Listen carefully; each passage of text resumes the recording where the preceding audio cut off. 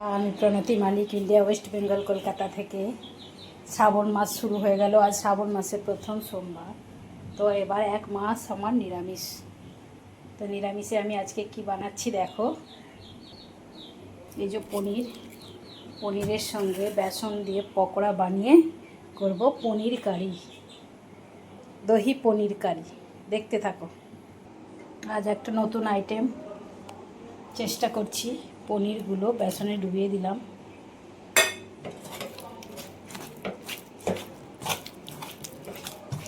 এগুলো একটু পকোড়ার আকারে ভেজে নেব। আগে কড়াইয়ে তেল গরম হয়ে গেছে।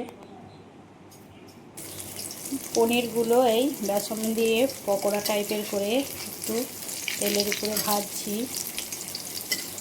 এগুলো এখন হালকা ধিমে আছে একটু দিয়ে দিলাম। আঁচটা একটু কমিয়ে বাড়িয়ে দিতে হবে, না হলে পুড়ে যাবে।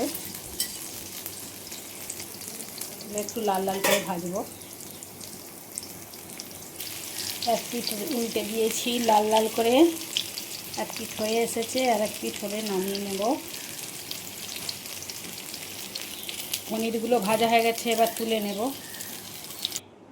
এটা দই দিয়ে বানাবো বলে তাই দইটা নিয়ে বেশি করে একটু দই লাগবে, টক দই। এই দইটা এবার ফাটিয়ে নেব, মিক্সিতে ফাটিয়ে নেব। দইটা ফাটিয়ে নিলাম। গুলটি গুলটি থাকে, এই ইয়েগুলো থাকবে না, একদম পুরো ফেটে একদম স্মুথ হয়ে গেছে। দিয়ে দিলাম একটু জিরের ফোড়ন, দিয়ে দিলাম কারি পাতা, কাঁচা লঙ্কা,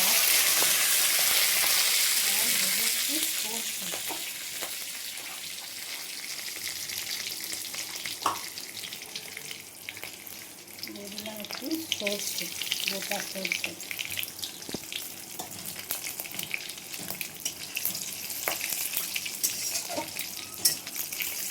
কারি পাতার একটা সেন্ট বেরিয়েছে, সর্ষেটার একটা সেন্ট বেরিয়েছে, সুন্দর একটা গন্ধ বেরিয়েছে।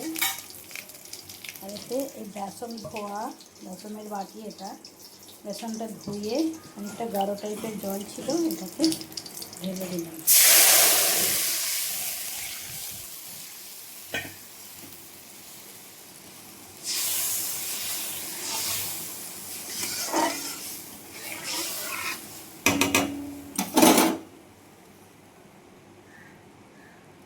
দইটা একটু পরে দেব। দিয়ে দিলাম পনির ভাজা পকোড়াগুলো, দিয়ে দিলাম পনির দিয়ে পকোড়া যে বানিয়েছি এটা একটু দিয়ে দিলাম।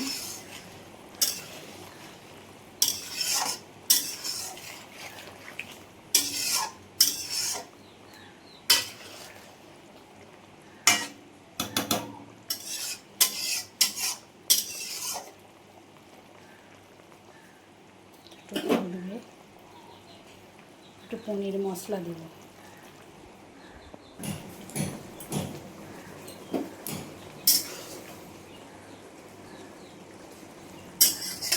এটা আমার গাঢ় টাইপের হয়ে গেছে। এই যে পনির মশলা দিয়ে দিলাম।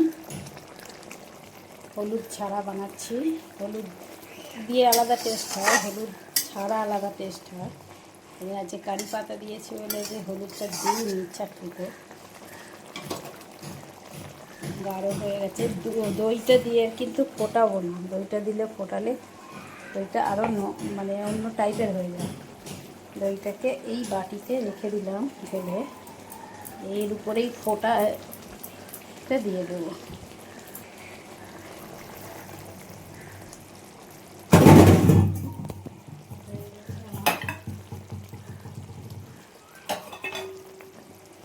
হয়ে গেল পনির পকোড়া, দহি পনির পকোড়া। এটার নামটা আমার এটাই মনে হলো। তোমরা দেখে কমেন্ট করে বলো বন্ধুরা, এটা কি নাম দেয়া যায়। নতুনভাবে আমি চেষ্টা করলাম নতুন একটা আইটেম বানানোর, নিরামিষ। এখন শ্রাবণ মাস যেহেতু চলছে তাই নিরামিষ বানানোর চেষ্টা করলাম, নতুন আইটেম। আমি কোনোদিন বানাইনি।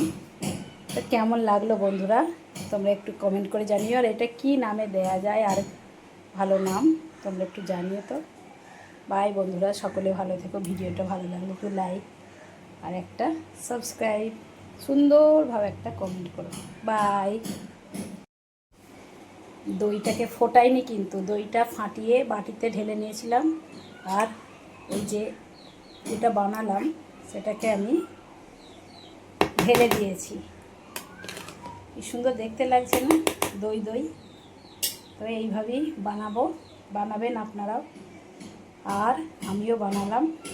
ঠিক আছে, কেমন হলো পরে আমি বলবো তোমাদের।